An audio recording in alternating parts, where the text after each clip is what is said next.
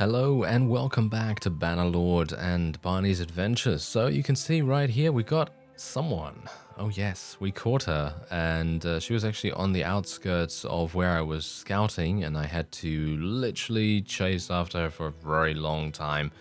Anyway, I eventually managed to catch up, and well, yeah, this is going to be her end, I'm pretty sure.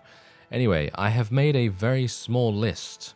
So it's kind of like a death list, I guess you could call it. It's kind of like a list that, you know, those guys in like movies and things like that would create. Maybe in some books as well, let's face it. You know, a lot of movies are based on books. But anyway, the point is that in general, it's a list of people that are going to be murdered. Yes, they're going to be beheaded by Mr. Barney here. And we are going to have a relatively fun time trying to find them and take them down.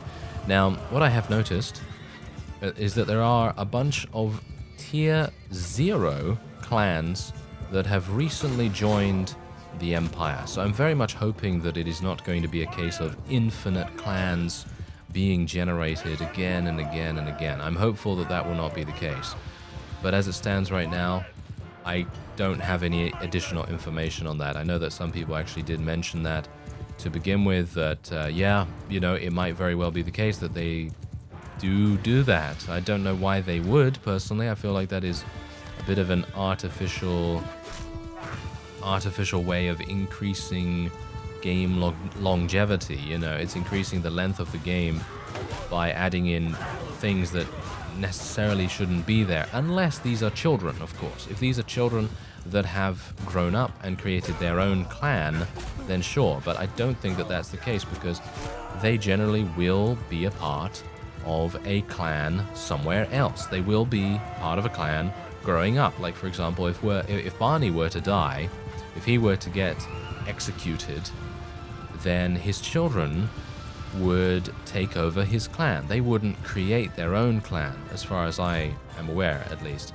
So it kind of doesn't really make sense to me in that respect. But anyway, there you go. There's a nice victory for us. Hopefully we will be able to take her prisoner, because as I say, I did chase after her for quite a long time, because she had a very small army and it was kind of difficult to catch up. Anyway, you may see here that I actually have a much larger army maximum capacity size than I did beforehand, and there's a good reason for that. You know why? My clan leveled up. Yes, I actually made it to clan tier 5, and the reason for that is solely due to all of these very intriguing decisions that the AI is making. By the way, I'm very deep into enemy territory right now. This is where I currently am. I started chasing her at around this area here. I was just basically scouting out Sargoth, or Sargot, as the case may be in this game. But anyway, basically, saw her around here. I decided, okay, let me go and chase her. And then we went all the way up here, and she managed to escape me multiple times due to it being nighttime, and I didn't have a very good, well, spotting skill. I don't think, well, technically it's not spotting, it's scouting now, isn't it? So yeah, scouting skill is not exactly my strong suit. So anyway, I have done a little bit of extra something here. As you can see, I have taken back Hongard Castle. Galend, yeah, by the way, the guy that was attempting to besiege Galend, the allies that were relatively close by to us, I think it was, I can't even remember what her name was now. It's been a bit of time since that happened, but anyway, they decided not to besiege it, and they just ran away, and they started dying from starvation, and I did catch some of them when the army disbanded. I've shown you that strategy before that I've used, and it has worked out actually quite nicely. There is a hideout here that we might actually want to take care of, because there's only the boss in there. So that might make sense. Anyway, I'm just going to get a bunch of people to join me. You can see that I've also increased the amount of prisoners that I have here, because I just have a much larger capacity. Oh yeah, and also I almost forgot to execute her again. There we go. Alright, so that's another one biting the dust, so to speak. But yes, as I said, I actually made a list, and I'm going to read you some of the list right now. And basically, we have 1, 2, 3, 4, 5, 6, 7, 8, 9, 10, 11, 12, 13. Okay, so 13 clans so far are still alive and kicking in the game. I have not even looked through the entirety of the clan list, but bear in mind that each of these clans, over half of them, only have one member. So it is highly likely that we will be able to destroy many, many more clans as time goes on. Bear in mind that the strongest clan right now is actually the one that we just executed a member of, Banu Saran. They are very strong. They have 4 members even after the one that I just executed. So that is going to be probably one of our main adversaries going forward. But we also have Kuloving clan, who is having a member, 2 members. One is Siga, who used to be a Sturgian, and the other one is Rosivol, who I believe was also a Sturgian. So that's going to be something that we will have to deal with. And here's the boss. All right, so I think I'm probably going to do a duel with this guy, because I have missed dueling these bandit bosses quite a bit. I think it would be a lot of fun, so let's try it out. Okay, so let me see if I can maybe just do a little bit of something here. Okay, I'm actually unsure how I'm supposed to duel this guy now. Because he's using feints, as you can see. He's actually using feints pretty nicely, even. There we go. Alright, not too bad. Actually, kind of easy. So, yes, it's funny how things get much more simple as you progress through the game. I mean, obviously, that's the kind of... it's a very obvious progression of things, isn't it? You know, every single time you're playing a game and you have a progression system of some kind, you're obviously going to find that other things are easier to do than they used to be. My charm skill is actually now 73. What? What happened? What happened with my charm skill? Apparently, I've been gaining a whole bunch of charm from rescuing people and things like that. I guess? Maybe? Not entirely sure, but this guy's running around with 0 people. Hello. I'm going to attack you. Oh, he doesn't know what's about to happen. All right, so yeah, I'm actually just going to fight 0 things. Yes, capture the enemy. That's actually really cool. Look at that. They added that option as well. So if someone does have 0, then you will be able to take them prisoner. I have literally just been taking every single enemy prisoner as many times as I can. And there you go. The Forest People clan was actually destroyed. Very nice. Good. Because I know that they're, as far as I'm aware, they're a minor faction or something like that. But if they are joining our opponents, then they are just as much an enemy as anyone from the Southern Empire. So, as I said, I was actually scouting out Sargos and... Sargos? No, Sargot? I don't know. But anyway...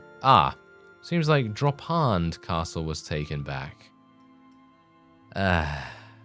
Ingaltha. I do not appreciate him being so incredibly difficult to deal with. This has 379 defenders. I probably won't be able to do anything about that. So I'm going to make my way over here. I find it kind of difficult to click on the map sometimes. Seems like some places are not that easy. Oh, look at this. We're gaining more charm. Interesting. Why? Why am I gaining more charm? Because my relation is increasing with all these people for some reason. I don't know why it's increasing with them, but okay. Anyway, yeah, hopefully I will be able to make it over there before Praven is taken, if it's actually under siege at all, which it doesn't look to be. Yeah. I, as I said in a previous episode, would prefer to have some obvious way of telling whether there is something under siege. But where is that guy? Where is Ingaltha?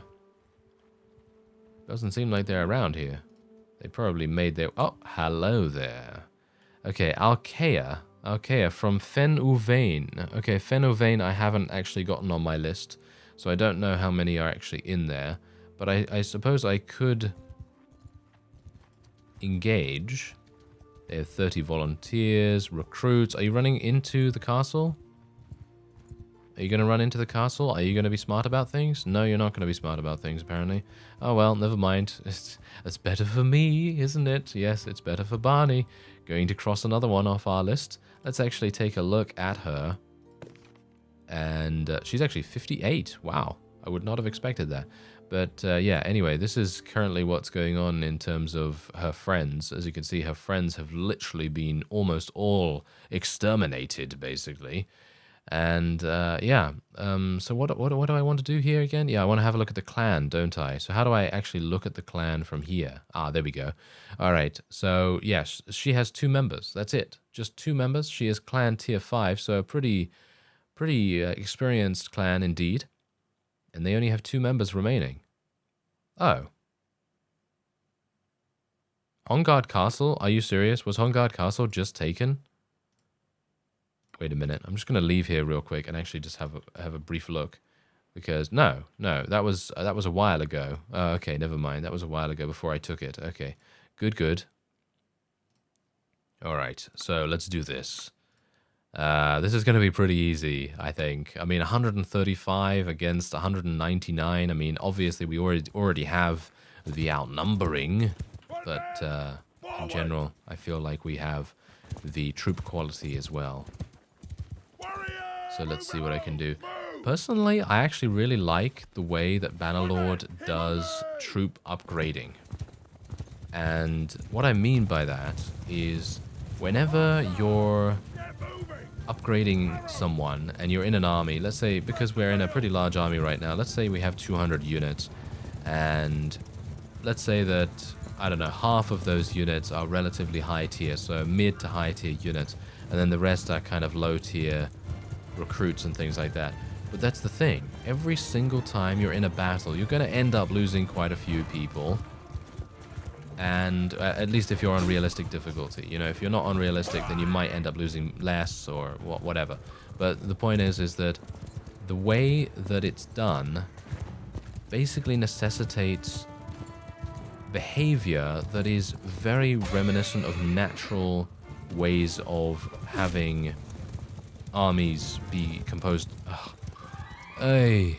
Okay, could I be any more convoluted with my sentence right there? I apologize. That was absolutely awful. Great explanation, me. Great. Anyway, the point is that it just feels much more natural than Warband in comparison to have a bunch of units that are high tier, and then eventually they level up, obviously. And then in the case of Bannerlord, it's completely different, because in Warband, eventually you're going to have almost every single person in your army be high tier in some way or another, unless you're playing a mod which prioritizes killing your units, you know, because let's face it, there are a bunch of ultra hard mods in Warband, you know, Prophecy of Pendor, for example. You're going to end up losing a lot of units in that mod, and you're going to have to, you know, recruit more and train them up, and you know, unless you have a different way of getting them. But the point is that in Bannerlord you have those moments where you have a lot of high tier units, but you're also running around with a lot of low tier units as well, and it just feels like a much more natural progression of things. Because let's take Warband Native as a prime example here. Let's say that I play with the Swadians, because obviously that's a pretty quintessential faction to give an example of. And let's say that I grind away, like I used to back in 2012 for my first series on Warband. And let's say I grind away on looters and forest bandits and sea raiders and so on, and I eventually level up all of these Swadian recruits. Let's say I have 40 of them or whatever, and eventually they get to be all man-at-arms, all Swadian knights. And then I start taking care of some vassals, and so on and so forth. And generally, with that kind of composition, you're going to be basically, I would say, almost unstoppable. You know, almost unstoppable. And yeah, you are going to lose some people, but I feel like it's not as natural feeling as it is here, because I'm recruiting people from my prisoners. They go in here, and look at this. I've got 4 recruits. I've got 4 footmen, and things like that. And generally, they take maybe a little bit longer to level up as well. But whatever the case, what I wanted to say is that it just feels better. It just feels more, I don't know, more satisfying to level up units in Bannerlord. Maybe that's just me? I don't know. Why didn't you let me know? If you feel like the recruiting is a little better than in Warband, but I don't know. I think it's quite nice. I like it. Anyway, I think that's perfectly fine. We will move on. Do they have... Yeah, they have a very small amount of food, but I've got a decent amount as it is. I'm not going to take the hog or the sheep or anything like that.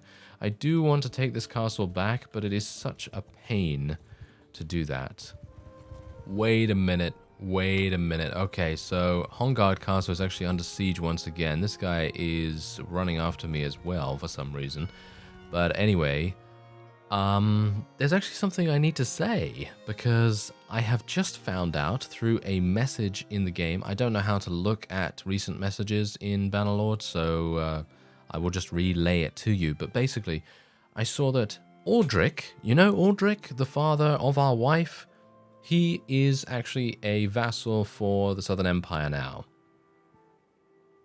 Yeah, I also had the same reaction. I was very, very shocked. Actually, very shocked indeed. Okay, so, wow. There's only one vassal here? There's only one vassal? Are you serious? Wow, they have a whole bunch of peasants and things. Okay, this is going to be easy. Anyway, they were attempting to take Hongard Castle. I arrived here, and as you can see, Miron is actually very close behind. But we should be absolutely fine here with Sylvind helping us out.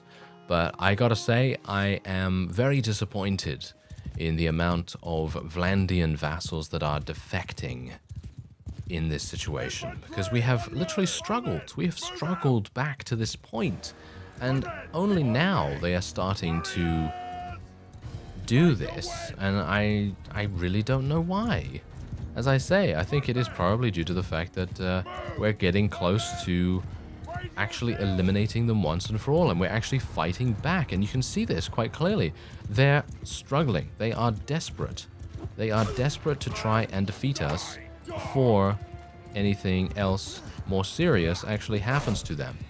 And I gotta say, I am not entirely sure if I will be able to win by myself, because at this point it seems to me like I am headed toward a future where I am literally by myself against all of the Vlandian vassals who have joined the Southern Empire. It feels to me like that's what's going to happen. I hope it won't, obviously, but it feels to me like that might happen. And I don't know why, to be honest, because I feel like we had a very good...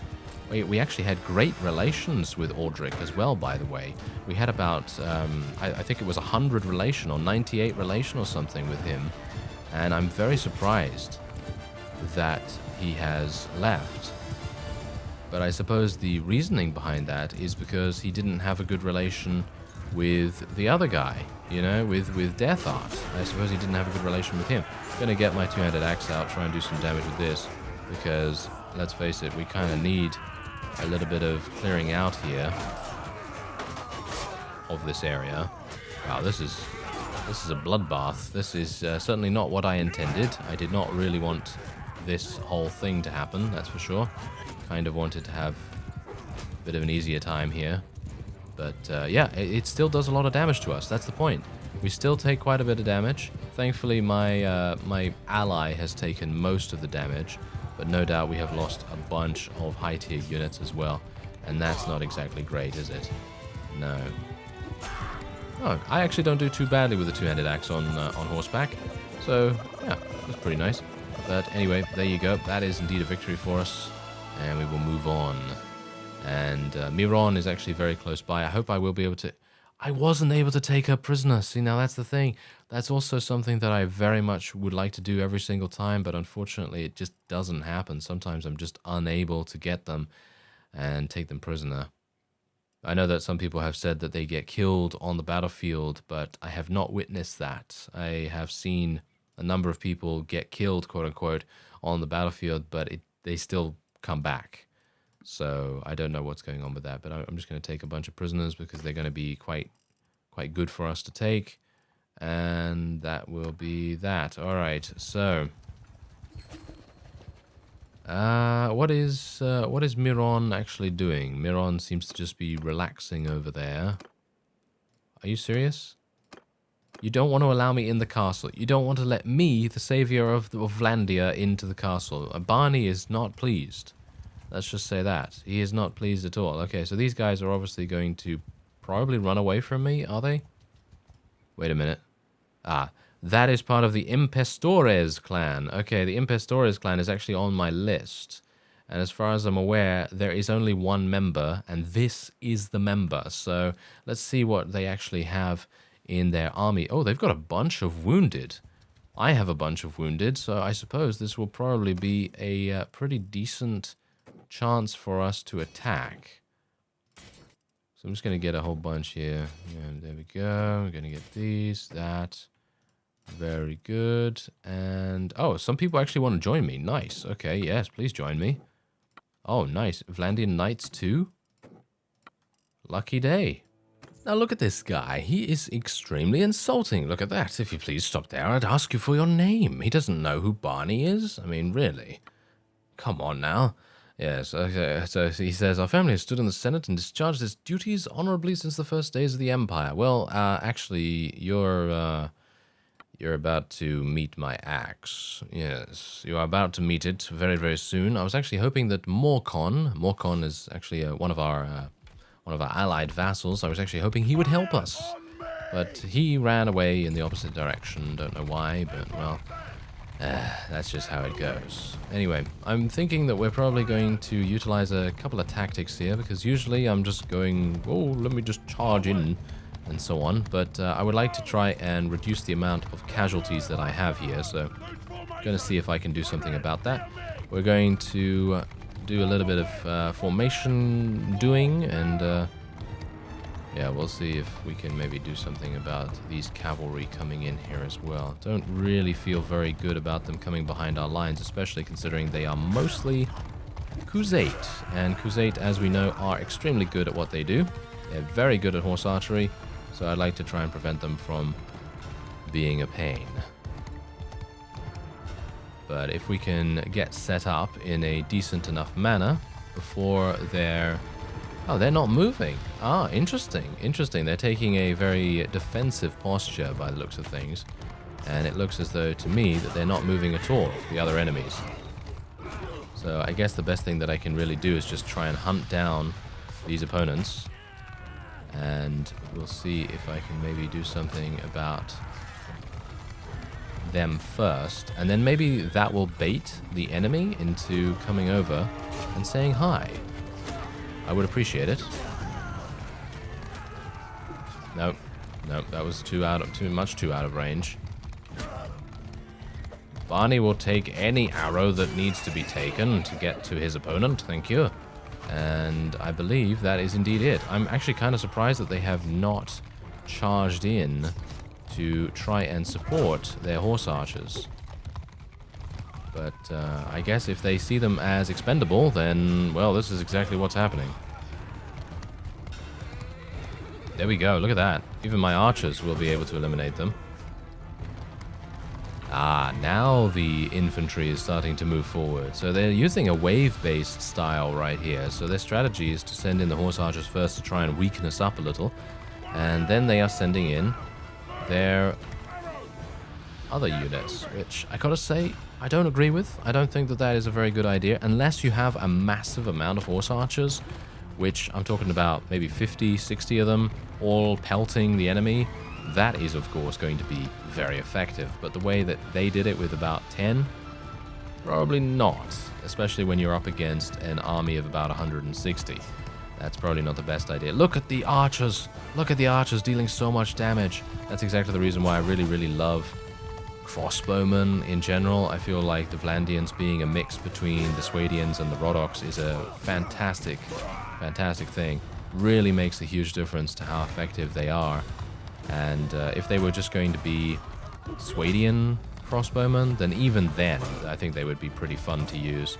And you can see how effective they were. They did so much damage already. Ah, a little bit too early. Completely misjudged my speed. But you can see here, we've literally lost nothing. Have you noticed that? Look at all the bodies. The bodies, all thanks to our archers. They have done basically everything they can to prevent our casualties from skyrocketing. And it's gone very well. And I'm going to tell my cavalry to charge in now so that they can actually start, you know, taking those guys down and hunting down any potential runners, I suppose you could say. But that is it. There we go. The enemies are now fleeing, and we literally lost 0. Look at that. That is all thanks to that strategy, and it is all thanks to my opponent deciding on their strategy of basically doing not much. But anyway, we're going to take him prisoner. And I'm going to see what I can do. I'm going to remember to execute. There we go. That is his clan destroyed. They're done. They're gone. They're out of the game. And we don't have to worry about them ever again, hopefully. And what else can I do here? I'd like to get some Crusade, I guess. And that will be fine. All right. Any food? Do you have any food? Nope.